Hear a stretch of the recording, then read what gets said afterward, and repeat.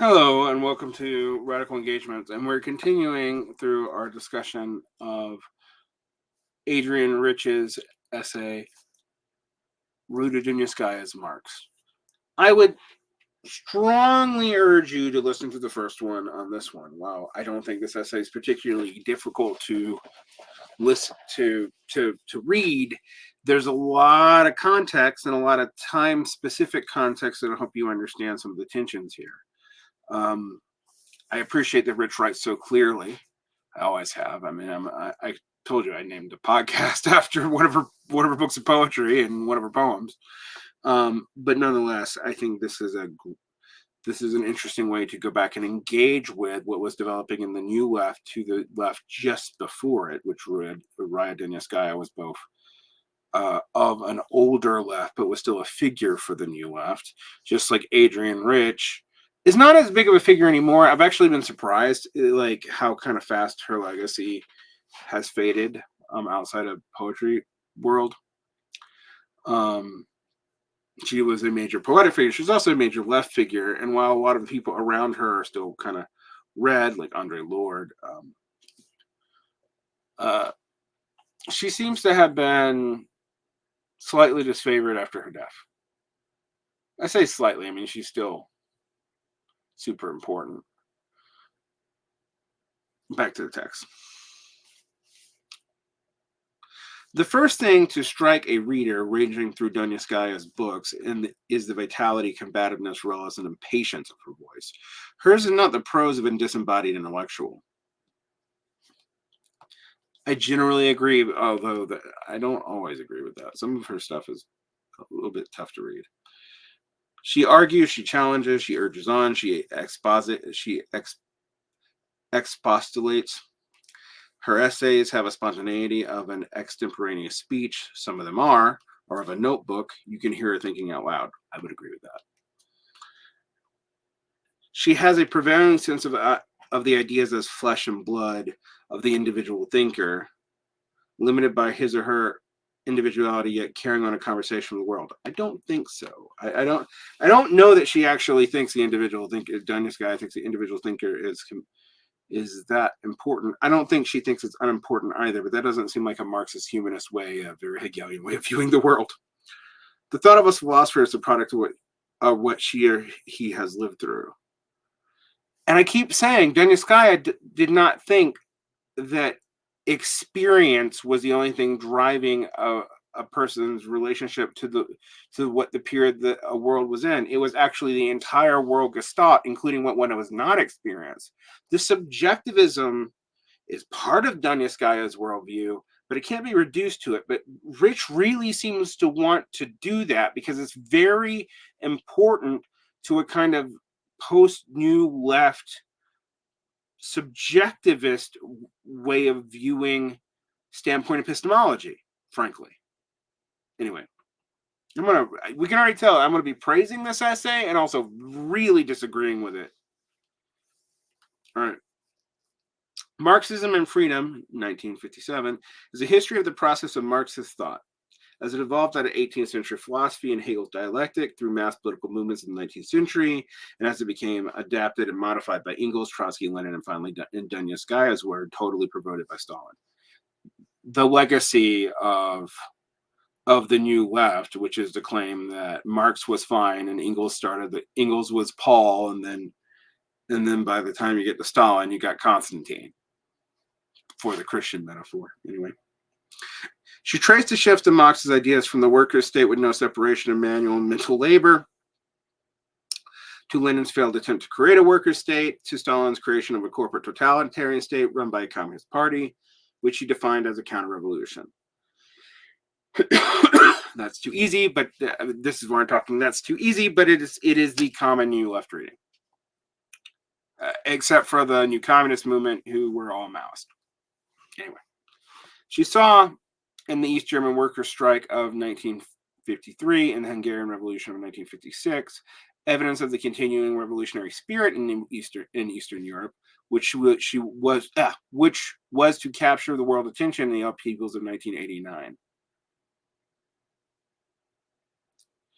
You can see Rich's reading, like actually very similar to like Naomi Klein and the shock doctrine of Solidarnosc and the end of the Soviet Union as a revolutionary positive thing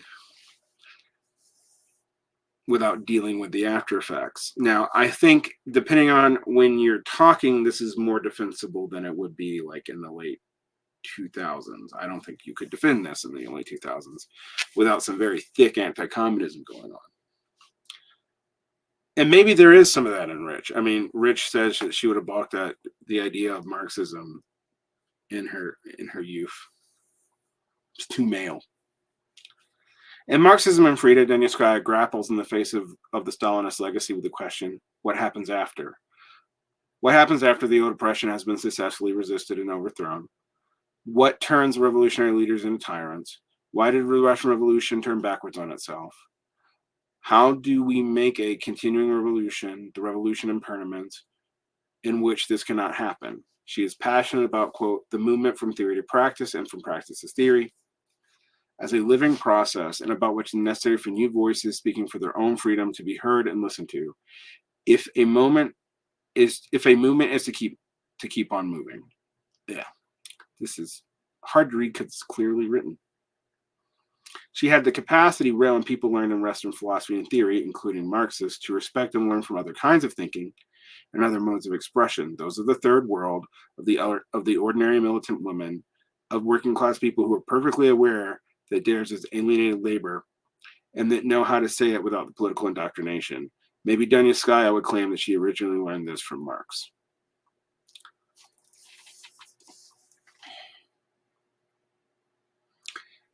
There is something interesting about elite poets and artists who speak for the common people like that.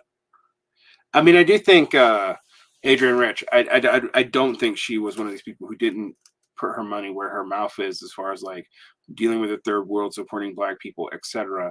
But there is a way in which some of this is to both speak for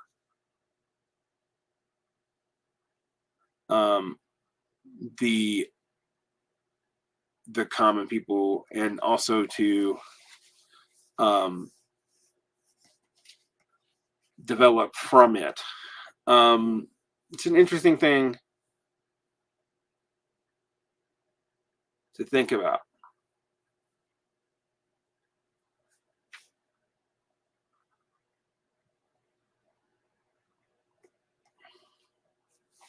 So another thing, when I said that, it's an interesting thing to think about. And we'll also think about how Rich, maybe why she's not as well respected now, is that she supported, for example,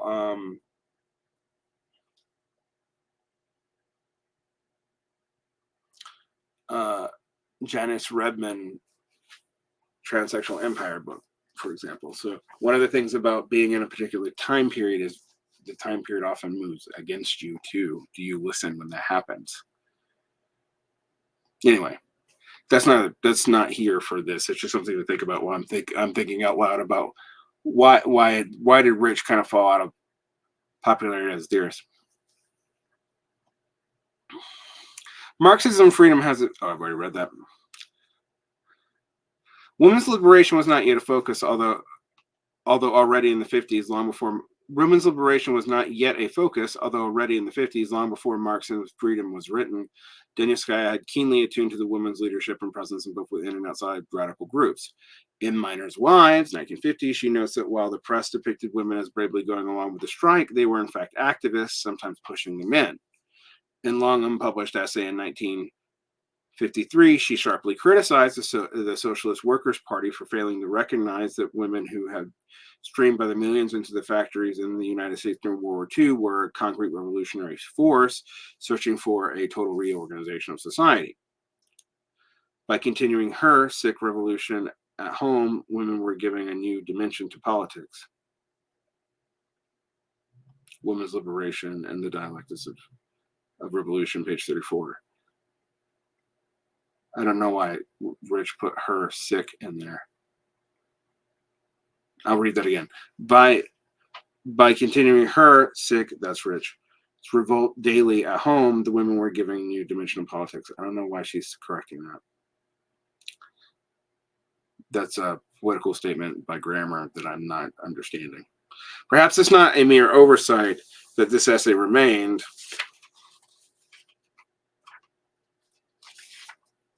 So long unpublished. In Dunayevskaya makes clear the equity of some women as leaders within the party did not extend to the real recognition of women as a major social force. Possibly her own consciousness of women, though keen, received only negative responses in the organization which she was in part. But her entire life was a demonstration of, quote, women as a force and reason, activist and thinker. In Philosophy and Revolution, 1973, retraces some of the history of philosophy and Marxism and freedom, moving on from there to discuss the Cuban Revolution and the student and youth uprisings of the 60s, along with the emergence of the women's liberation movement. This work feels, until its last chapter, less dynamic and more laborious, more like a political philosophy textbook. But in both books, Dunayevskaya is on a very specific mission: to rescue Marxism from the theoretical and organizational systems attributed him, to reclaim his ideas from that have been served up with Marxism in Eastern Europe, China, Cuba, and among Western intellectuals. She insists that you cannot separate Marxist economics from his humanism, humanism here meaning self-emancipation of the human beings necessarily from capitalist mode of production, but not only from that. The failure of the Russian Revolution to continue as revolution and permanence, their disintegration to a system of forced labor and political prisons, was a shock that sent Dunayevskaya back to, quote, the original form of Marx, the original form of the humanism of Marx, unquote, translating his earliest humanist essays herself because, quote, the official Moscow publication, 1959, is marred by footnotes which frequently violate Marx's content and intent, unquote. Quote, Marxism as a theory of liberation art is nothing, unquote. But she refuses to rebury Marx as a humanist shorn of his economics. Rosa Luxemburg, 1982, is much more than a philosophical biography, but it certainly is a sympathetic yet critical account of Luxemburg as a woman, thinker, organizer, and revolutionist. A central chapter is devoted to Marx and Luxemburg as theorists of capital, dissecting Luxemburg's critique of Marx and her accumulation of capital. Dunayevskaya dissents at many points from Luxemburg's effort to fulfill, as she saw it, Marx's unfinished work. But beyond the economic debate, Dunayevskaya asserts that Luxemburg, despite her elegant writing on imperialism, never saw the potential for revolution in the colonized people of color and what is now called the Third World. I love how liberals picked up Marxist language, like Maoist language, because of the New Left without realizing, while also repudiating Maoism. That's a weird thing that was very specific to the 70s, 80s, and 90s. Like, Adrienne Rich would have nothing to do with Jay Sakai, but they kept on throwing their word around, and like the way that you see liberals say the global South today. And despite the centrality of women to her anti-militarist work, she never saw beyond the purely economic class struggle. Where Marx had seen, quote, new forces and new passions spring up from the bosom of society as capitalism climbed, Luxemburg saw only all these suffering masses under imperialism. Yeah, well, that wasn't the primary debate between Dunayevskaya and Luxemburg, though. The primary debate was overproduction versus underconsumption. Anyway, Luxemburg was a, quote, reluctant feminist who was galled in the most personal form by the woman question, but this is on quotes, but, quote, she had, just as she had learned to live without an undying, I misread that. Just as she had learned to live with an underlying anti-Semitism in the party, she had learned to live with male chauvinism. Does this have a familiar ring? Asterisk. One of the things that Dunayevskaya soft on is Zionism and the underlying anti-Semitism of a party that was... There was a lot of anti-Semitism in the socialist movement, but not so much in the Bolsheviks, at least not, or in the, or even in a lot of the Second International parties at that time. I mean, most of the leadership was of Jewish extraction. Not all of it, though. And yes, there was anti-Semites in it. All right.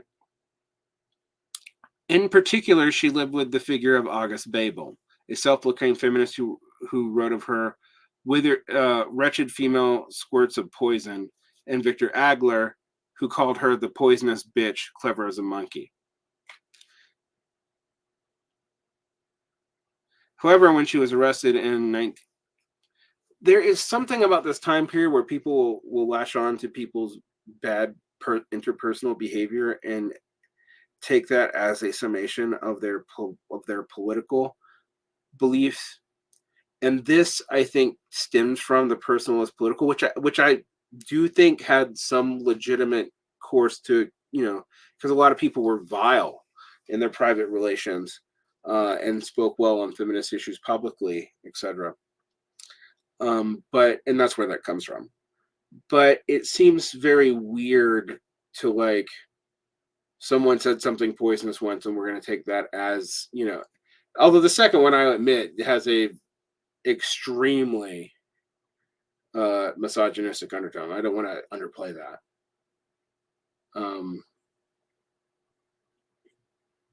Anyway, however, when she was arrested in 1915, it was on the eve of the organizing an International Women's Anti-War Conference with Clara Zetkin.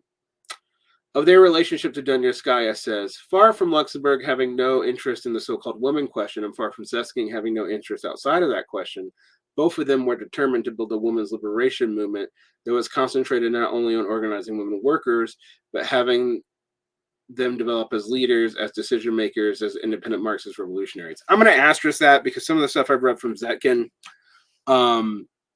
which while not, quote, anti-feminist, was very suspicious of class feminism and class collaboration feminism, to the point that you would almost have to talk about what Zetkin was on to be somewhat different than, like, liberal and bourgeois feminism altogether.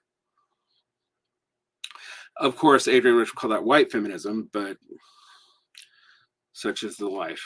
People use those frameworks, right? Anyway. In fact, from 1902 on, Luxemburg had been, from 1902 on, there needs to be a comma there, Luxemburg had been writing and speaking on the emancipation of women and on women's suffrage. In 1911, she wrote her friend Louise Kalski, quote, "Are you coming for the women's conference? Just imagine, I have become a feminist!" Exclamation point, end quote. She debated Babel and Kalski over the woman question and broke with Kalski in 1911, yet in her short and brutally ended life, feminism and proletarian revolution never became integrated.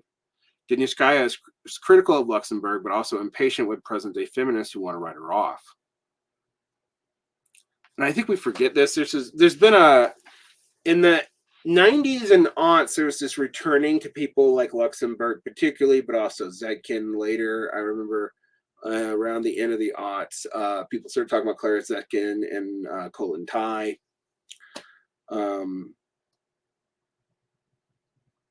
But a lot of frankly, a lot of Zetkin's not even been translated from German. And Colin Tai is often quoted selectively. But there was a wave of, like, these like lesbian feminists who just rejected those women entirely because they saw them as corrupted by Marxism. What you gonna do? In Luxemburg, Dunayevskaya portrays a brilliant, brave, and independent woman, passionately internationalist and anti-war, a believer in the people's spontaneity and the cause of freedom, a woman who saw herself as Marxist philosophical heir, who refused the efforts of her lover and many other men to discourage her from full participation in making history because she was a woman. But the biography does not stop here. The book opens into a structure generated, as Dunayevskaya tells us, by three events: the resurgence of the women's liberation movement out of the left, the publication for the first time of Marx's last writings, the ethnological notebooks.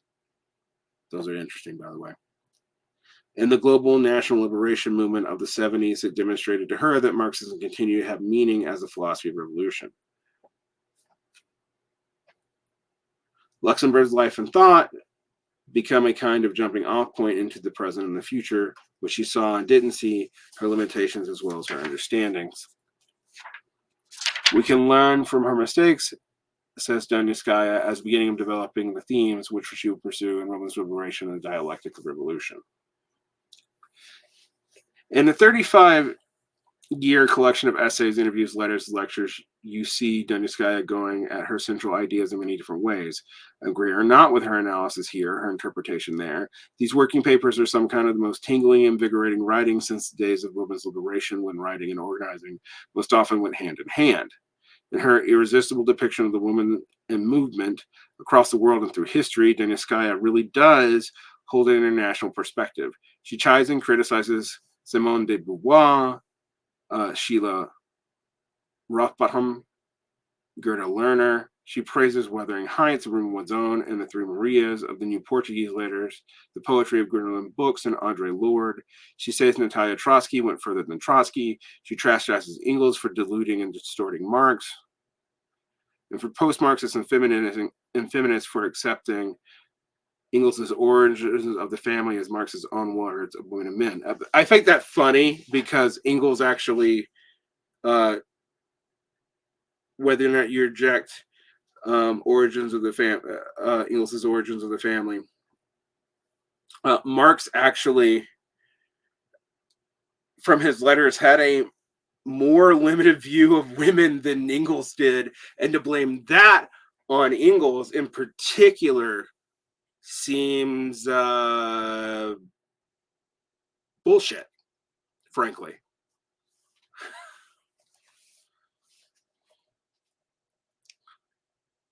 Her quarrel with the women's movement is that feminists have genesis in Marx because he was a man, or have believed that post-Marxists without looking into Marx for themselves. She insists that Marxist philosophy, far from being closed in an autocratic system, is open-ended, so that in, quote, each age he becomes more alive than the age before. That Marx was himself an extraordinary open to other voices than those of the European males. At the end of his life, maybe, but not in the beginning. Do I need to start talking about Marx and Engels on historic peoples, in which you cannot just say that that was Engels? Anyway, I mean, it's interesting to read this because I don't dislike Dunayevskaya. I'm ambivalent about her, but she very much seems to be presaging the kind of movement you're going to see in the New Left, but also by trying to argue that the problems of Marxism don't have anything in Marx, that none of that's there. It's all imposed from outside, started with Engels. And that's kind of an ideological myth. While there are some minor differences between Engels and Marx, I don't think you can see them as exactly the same. Marx was not known to just let people speak for him if he didn't want to. I mean, Tarcell Carver's work on Engels in his case, while there are some differences and there's some things where Marx was cagey in his response to Engels, this idea that Engels is a problem from Sato, that Engels is where the Prometheism comes in, and Marx, based off of some marginal notes that they're reading in Marx, but they're not really reading those marginal notes of Engels, are that somehow Marx had a broader view on the family than, or a more liberatory view of women than Engels, despite the fact that everything we have recorded on Marx just doesn't deal with it in the same way. And honestly, Leigh Engels talks about women somewhat more respectfully than Marx, although Marx did truly love his wife, it seems like, but he was also totally dependent on her labor and didn't really think much about it. I mean, we could talk about Marx's relationship with his daughter as a sign of something different, but even then, I don't think the evidence is there for that.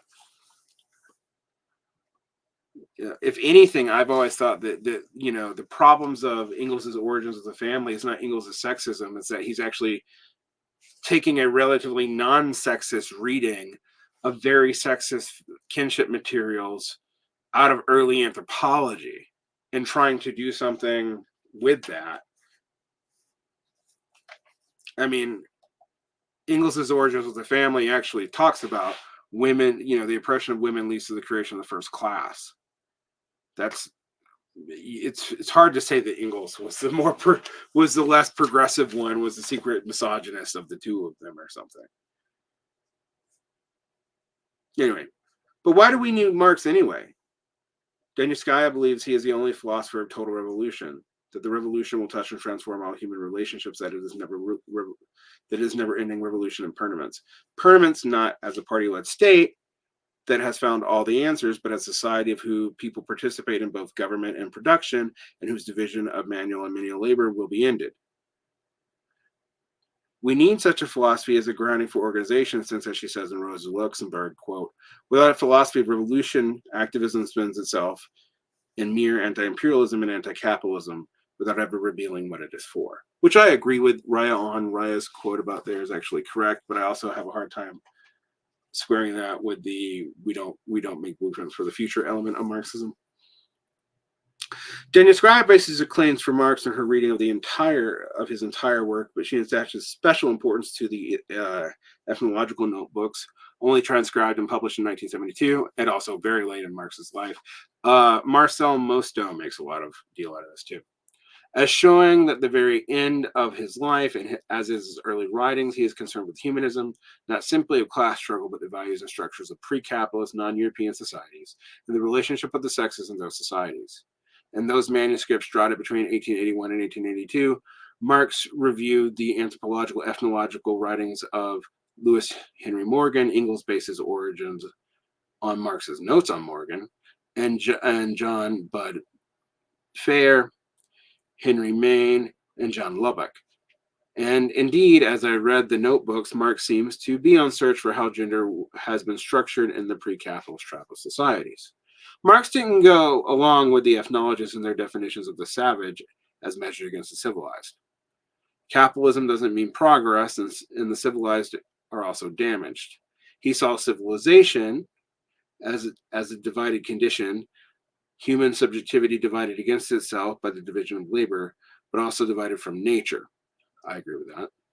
He was critical of Morgan for ignoring white genocide and ethnocide against the American Indians, of Fair's condescension towards Bengali culture, and of the ethnocentricity of the ethnographers in general.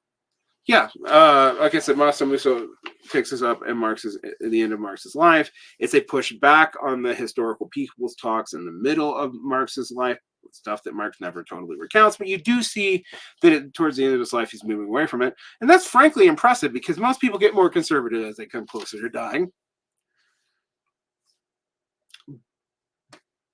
But I do think that there is this way in which we're just making Engels to be a villain without a lot of evidence. I mean, after all, The Origin of the Family is based off Marx's notes. What you gonna do? We're gonna do one more session on this essay, I think, and I hope you're learning from it. I am learning from it. I am both fascinated with going back and revisiting Adrienne Rich's work, and also very frustrated with the way that this kind of post New Left suspicion of socialism is kind of being worked out here in a way that like isn't anti-communist. I don't think you can accuse Adrienne Rich of simple anti-communism at all. But does almost look at it like slightly patronizingly. Maybe I'm overreading it. We'll do one more bout and figure that out.